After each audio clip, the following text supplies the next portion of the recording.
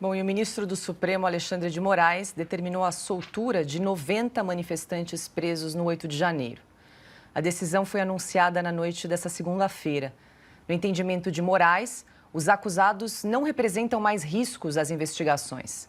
As 37 mulheres e os 53 homens terão de usar tornozeleira eletrônica e cumprir uma série de medidas restritivas, como não acessar as redes sociais ou não se aproximar de pessoas que estiveram no protesto.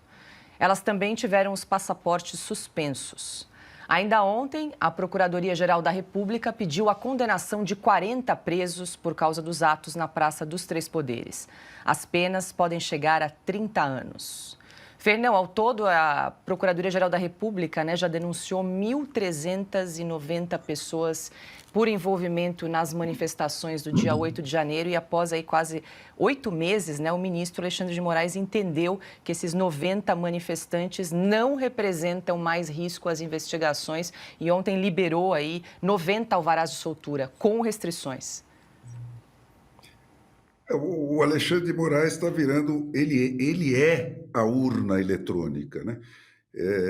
Ele não precisa mostrar para a gente qual é a garantia que ele oferece de legitimidade das ações dele. Ele não precisa citar lei nenhuma. Ele que é tido como um dos grandes constitucionalistas brasileiros, que sabe cada vírgula da Constituição, ele não cita nenhuma, nem para prender, nem para desprender, nem para pôr, nem para tirar a tornozeleira. Aliás, acho que ele não tirou nunca nenhuma, né? Eu nunca vi notícia de que ele tirou a tornozeleira de alguém.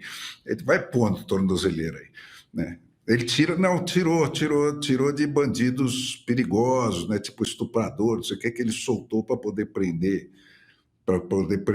essa gente perigosa, né, como o Anderson Torres, tal, que está aí. Agora, gente, eu tenho medo dessa galhofa, entendeu? Eu não acho que isso vai acabar em risada, não, sabe? Eu acho que a gente tem que se policiar, né, para parar de chamar mentira de narrativa, roubalheira de equívoco, né, ditadura de Estado democrático de direito.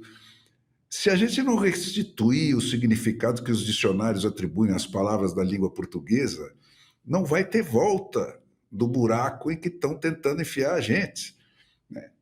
Tentar argumentar racionalmente, eu sempre tive preocupado com esse ponto. Tentar argumentar racionalmente sobre a justificação ou não de atos que são da mais pura e deliberada irracionalidade, né? Tentar tecer considerações jurídicas sobre atos que constituem violações diretas e frontais da lei, né? Em vez de denunciar essas coisas como que elas são, né? Como a violência e o crime que elas são, né? Em vez de apontar a lei que está sendo afrontada, o artigo da Constituição que está sendo violado, né? O artigo da Declaração Universal dos Direitos Humanos que está sendo agredido, né? De alguma maneira, você endossar essas ações, né? E outra coisa que, para mim, é cada dia mais clara, né? E isso está nos manuais do Lenin lá atrás, né? Nos primeiros manuais do Lenin, isso está por escrito, né? Quanto mais inocente for o massacrado, maior o efeito de terror que vai ser produzido pelo Estado terrorista que está sendo instalado aqui no Brasil, entre nós, né? Isso é feito para provocar medo. Não é que eles têm qualquer dúvida sobre a periculosidade ou não do Anderson Torres e Companhia Limitada, né? Não tem. E é porque não tem que eles fazem essas brutalidades, que é para te assustar, que é para te dizer que não adianta você se comportar bem ou você estar dentro ou fora da lei, você procurar acertar. Você está na minha mão e eu faço o que eu quiser com você. É isso que eles estão nos dizendo, né? Então, gente, percam essa ilusão de convencer alguém, né? Ninguém está precisando ser convencido de nada. Não tem nenhum brasileiro honesto que tenha qualquer dúvida sobre o que está acontecendo, né? E sobre o que aconteceu no 8 de janeiro, né? Lá no meio dos vendedores de algodão doce e tal. Né? A diferença está em quem ganha e quem perde com a trapaça que está em curso. Só isso. Né? Então, as coisas precisam voltar a ser chamadas pelo nome. Aquele negócio do Lula falando, o mensalão, quem cometeu o equívoco, equívoco, né? Um esquema como o da JBS ou da Odebrecht para subornar 300 deputados, né? É um equívoco. Né? Isso que está acontecendo aqui são atos de proteção da democracia. Cara, mentira é mentira. Não tem essa coisa de narrativa. Né? Narrativa é um termo que pode caber onde existe algum espaço para dúvida. Aí não existe nenhum espaço para dúvida nisso que nós estamos assistindo. É jogo bruto. Né? É jogo bruto, é crime capitulado em todas as leis brasileiras, em todos os parágrafos da Constituição brasileira, né, e que está sendo cometido por constitucionalistas. Não tem essa. Vamos chamar as coisas pelo nome que elas têm. Augusto. Olha aqui, Fernão, eu chamo de ditadura da toga mesmo. Agora, esse pessoal que tem medo excessivo dessas medidas, às vezes precisa ser alertado pelo deboche, pelo sarcasmo, que é uma conversa, que é um tipo de recurso que eles, os ditadores aí de Araque, entendem, porque não é possível a gente ter medo de quem age assim. Está evidente que os juízes do Supremo, como são advogados que nunca aprenderam qualquer coisa ligada à magistratura, eles não sabem julgar e se transformaram num partido político. Num partido político. É muito simples. O Alexandre de Moraes, vou dar um exemplo aqui. O Alexandre de Moraes, só o gabinete dele, e por isso não pode meter medo nas pessoas. 7 de setembro está aí, para o povo mostrar que está preocupado com isso. Eles julgaram no gabinete do Alexandre de Moraes, repito, nos últimos 35 dias, isso saiu num cantinho da Folha de São Paulo de sábado, 700 casos. Divide 700 casos por 35 dias e vê quantos casos eles resolveram num dia para liberar essa turma sem liberar. Inventaram a meia liberdade. Eles saem com tornozeleira e uma série de restrições. As acusações são sigilosas. As audiências foram virtuais. E tudo concentrado num gabinete. Eu pergunto, vem cá, não tem mais ninguém trabalhando nisso, por quê?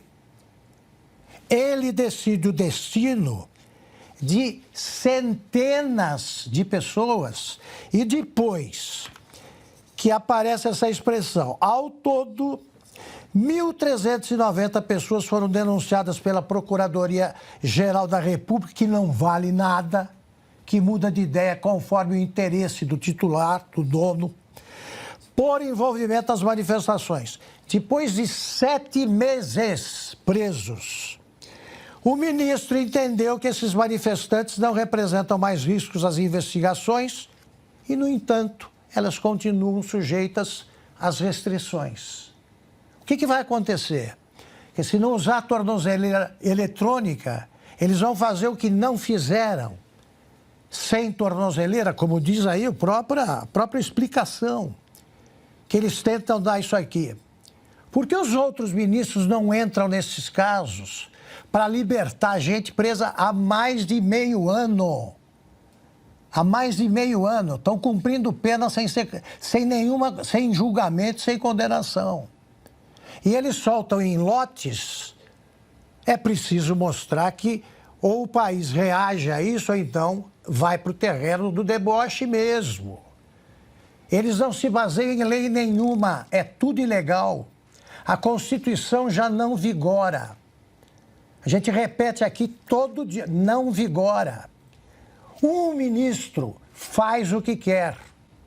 É hora de o povo mostrar que não tem medo de uma pessoa que se baseia em rigorosamente nada, que dê alguma legalidade às decisões de um homem que começou a julgar o destino de outras pessoas em 2019.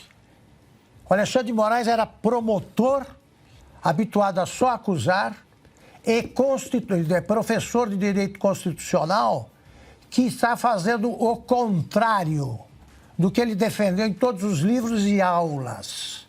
É isso que nós temos de resolver. É isso que temos de resolver. Agora, tentem ler isso aí em outro lugar. Tentem ouvir isso aí em outro lugar. Aqui a gente fala.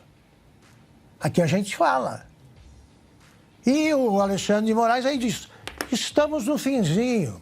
Se eles não mudarem de advogado, os acusados, sabe Deus do quê, se eles não acusarem, daqui a 3 meses está resolvido isso. Isso é brincar com a vida das pessoas diante do silêncio da turma do Manifesto pela Democracia, OAB, advogados, autoridade PGR, todos unidos na mesma farsa perversa.